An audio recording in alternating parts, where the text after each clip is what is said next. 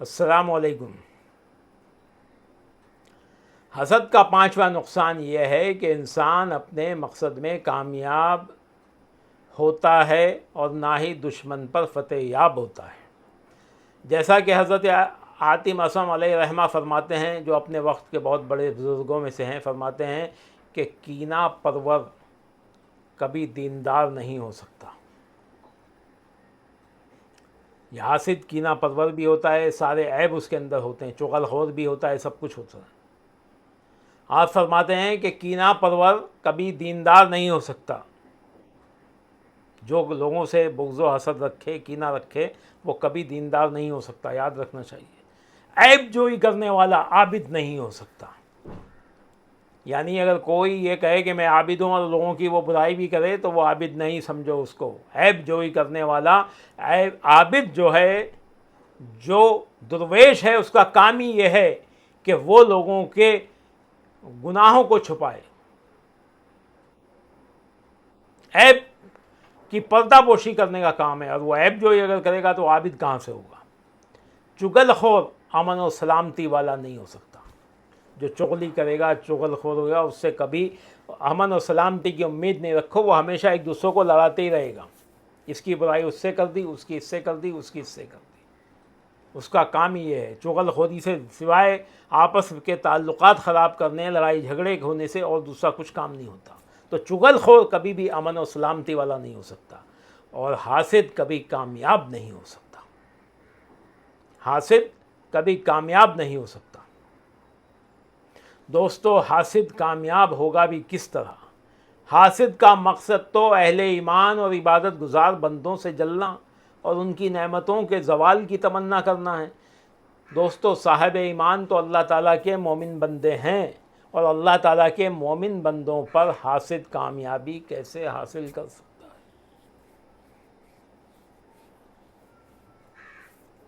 تو وہ کامیاب نہیں ہو سکتا۔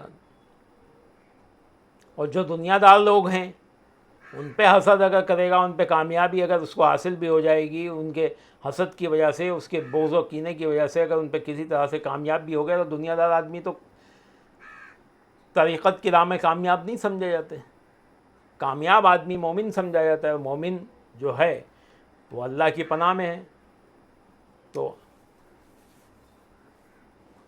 وہ تو اس پہ کامیابی حاصل نہیں کر سکتا ہے۔ حضرت ابو یعقوب علیہ رحمہ نے کیا ہی خوب بات کی ہے، فرماتے ہیں کہ یا اللہ، دیکھو اس دعا سے، حضرت یعقوب علیہ رحمہ کی جو دعا ہے، اس سے ہم لوگوں کو سبق لینا چاہیے، خاص طور سے سالک کو، کیونکہ اکثر سالک کو اس کی ضرورت پڑتی ہے۔ جب وہ دنیا دار لوگ اس کے پاس آتے ہیں تو وہ اس حالت میں شیطان اس کے دل پر، سالک کے دل پر اپنا حملہ کرتا ہے، اور اس کے دل میں یہ خواہش ہوتی ہے کہ اگر میں اس راہ پہ نہ آتا تو میں بھی ایسا ہوتا، میں بھی بڑی بڑی گاڑیوں میں آتا، میں بھی اس میں آتا، میں بھی اس میں آتا۔ اور عام آدمی کے لیے بھی یہ دعا، ان کی جو دعا ہے بڑی کامیاب ہے۔ انہوں نے جو فرمایا ہے، وہ جو بات کی ہے، بڑی شاندار بات کی ہے کہ عام آدمیوں کو بھی اس سے سبق لینا چاہیے۔ آپ فرماتے ہیں کہ یا اللہ، تیرے بندوں پر انعام کی جو بارشیں ہو رہی ہیں، جو انعامات اتر رہے ہیں، ہمیں ان کی نعمتوں کی تکمیل پر صبر عطا فرما۔ یعنی تو انہیں جو بڑی بڑی عنایتیں عطا فرما رہا ہے، نعمتیں عطا فرما رہا ہے، اور جو کچھ بھی ان کو دے رہا ہے، ان کی تکمیل پر ہمیں صبر عطا فرما، اور اپنے نیک بندوں کے احوال مزید بہتر کر۔ سبحان اللہ، سبحان اللہ۔ یعنی اگر کسی کو دیکھ کر تم کو اگر یہ تمنا آئے کہ بھائی میرے پاس یہ نہیں چیز نہیں، اس کے پاس اتنا بڑا گھر ہے، اتنی بڑی گاڑی، اتنا یہ، اتنا یہ، اتنا یہ۔ جیسے کہ ہمارے ایک بزرگ تھے، وہ فرماتے تھے کہ جب کسی کے پاس دیکھو اچھا گھر ہے، اچھی گاڑی ہے، اچھا بزنس ہے، تو اس کے لیے دعا کرو کہ اللہ تعالیٰ اس کو اور ترقی عطا فرمائے، اور اس کو ان چیزوں کو اس کو برتنا نصیب کرے، یعنی استعمال کرنا نصیب کرے۔ اور اپنے لیے دعا فرما دے کہ اللہ تعالیٰ میرے حق میں جو بہتر ہے وہ عطا فرما دے۔ تو یہ تو درویش تھے، عام انسانوں کے لیے یہ ہے کہ اگر اس کی تمنا بھی ہے تو اس کے لیے پہلے دعا کرو کہ اللہ تعالیٰ یہ جو دنیا دار جو لوگ ہیں جو جن کو اللہ تعالیٰ تو اتنی نعمتیں عطا فرما رہا ہے تو ان کو وہ نعمتوں سے نوازتا جا اور اچھے سے اچھا ان کو دے. اگر دنیا داری آدمی ہے وہ بھی تو ان کو وہ دے اور ان سے بہتر مجھے بھی عطا فرما دے. تو اس میں ان سب سے پہلے تم نے ان لوگوں کے لیے دعا کر لی اور پھر اپنے لیے مانگی ہے, اپنے لیے بھی تمنا کی ہے, تو اللہ تعالیٰ تمہیں بھی عطا فرما دے گا اگر تم دنیا دار ہو. اور اگر نیک ہو, درویش ہو, سالک ہو, راہ طریقت کے راہی ہو, تو درویش کا تو کام ہے وہ تو دنیا نہیں مانگ سکتا, تو وہ کیا کرے گا؟ وہ کہے گا اپنے نیک بندوں کے احوال مزید بہتر کرو.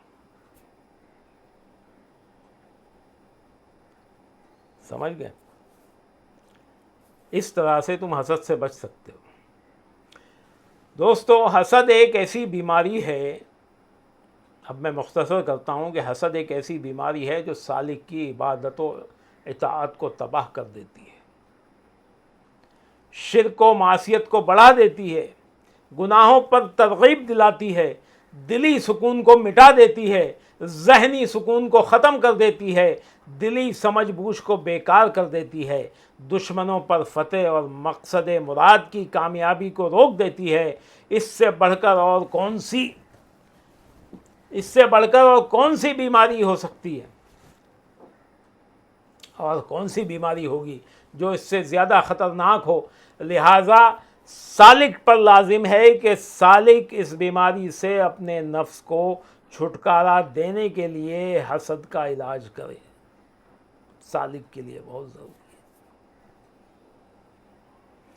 اب سمجھیے دوستو, حسد کی تعریف کیا ہے, حسد کسے کہتے ہیں. ہمیں یہ بھی سمجھ لینا چاہیے کہ حسد ہے کیا. تو حسد یہ ہے کہ اپنے کسی مسلمان بھائی سے ایسی نعمتوں کا چھن جانے کا ارادہ کرنا جو نعمتیں اسے اللہ کی طرف سے عطا ہوئی تھیں اور جس میں اس کے لیے بہتری تھی, ان نعمتوں کے چھن جانے کا ارادہ کرنا, یا اپنے مسلمان بھائی کے کاروبار یا اولاد یا دنیاوی معاملات میں نقصان کی تمنا کرنا حسد ہے.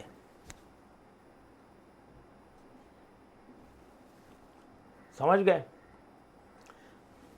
اور اگر نعمت کے چھن جانے کا ارادہ نہ ہو لیکن ویسی ہی نعمتوں کا اپنے لیے بھی طالب ہو تو اسے غبطہ یعنی رشک کہتے ہیں.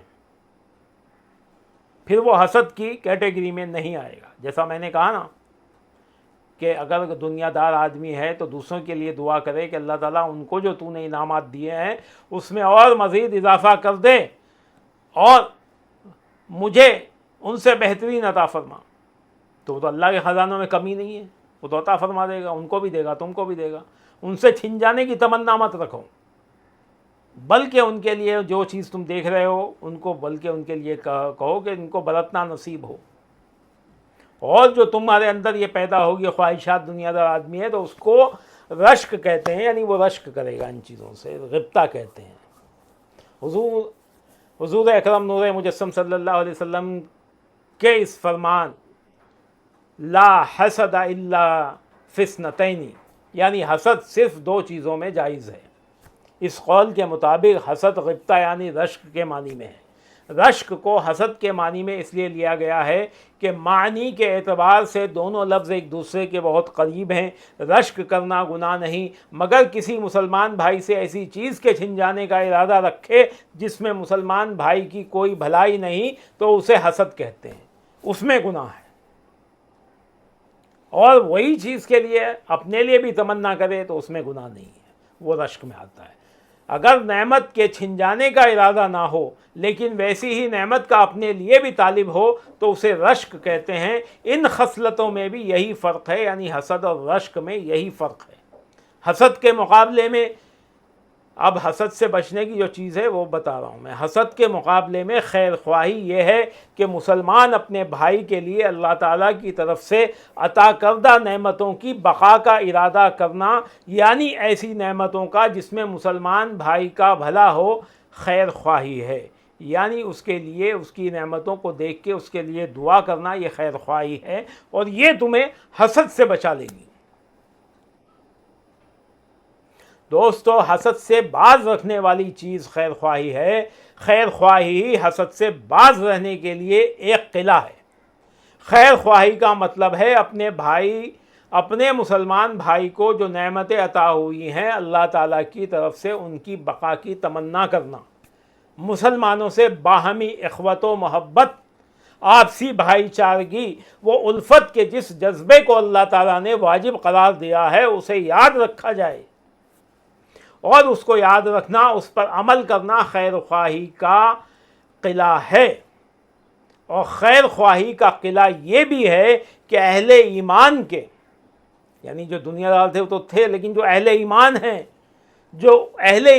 اہل ایمان کے علو مرتبت یعنی مرتبے کی بلندی، ان کے حق میں اللہ تعالیٰ کی طرف سے عطا کردہ عظمتیں، اور اخروی زندگی میں اللہ تعالیٰ کے یہاں جو کرامات عظیمہ ان کے لیے ہیں ان کو یاد رکھا جائے، اور دنیاوی زندگی میں مومنوں کے ساتھ باہمی تعاون، باہمی معاونت، مومنوں کے ساتھ آپسی میل ملاپ رکھنا، آپس میں ایک دوسرے کی مدد کرنا، مل کر رہنے کے کیا فائدے ہیں انہیں بھی یاد رکھنا، اور آپس میں ایک دوسرے کی مدد کرنا، پھر اس کے نتیجے میں اہل ایمان سے آخرت میں شفاعت کی امید ہو۔ اس قسم کے جذبات ہر مسلمان کے لیے خیر خواہی کے جذبوں کو پروان چڑھاتے ہیں، خیر خواہی کے جذبات بڑھاتے ہیں، اور اللہ تعالیٰ نے اہل ایمان کو جس نعمتہائے عظیمہ سے نوازا ہے، جن عظیم نعمتوں کو اللہ تعالیٰ نے اہل ایمان کو عطا فرمایا ہے، خیر خواہی کے جذبات ان نعمتوں کے بارے میں حسد سے بچاتے ہیں۔ اس لیے خیر خواہی حسد سے بچنے کا قلعہ ہے۔ جس طرح سے دنیا دار آدمیوں کی نعمتوں کو دیکھ کر ان کے لیے دعا کرنا حسد سے بچنے کا طریقہ ہے، اسی طرح جو نیک لوگ ہیں، جو اہل ایمان ہیں، جو نیک بزرگ لوگ ہیں، جو نیک لوگ ہیں، ان کے لیے اور نعمتوں کا اللہ تعالیٰ اس میں اضافہ کر دے، ان کی نعمتوں کو اور بڑھا دے، اس کے لیے بھی ان کے مراتب کو اور بڑھا دے، اس کے لیے دعا کرنا بھی خیر خواہی ہے۔ اور پھر آخرت میں ان بزرگان دین کے صدقے میں اپنی شفاعت کی امید رکھنا بھی خیر خواہی ہے، اور یہ خیر خواہی ہی حسد سے بچنے کا قلعہ ہے۔ اللہ تعالیٰ اپنے کرم اور اپنے فضل سے ہمیں حسد سے بچنے کی توفیق عطا فرمائے۔ آمین، اللہم آمین۔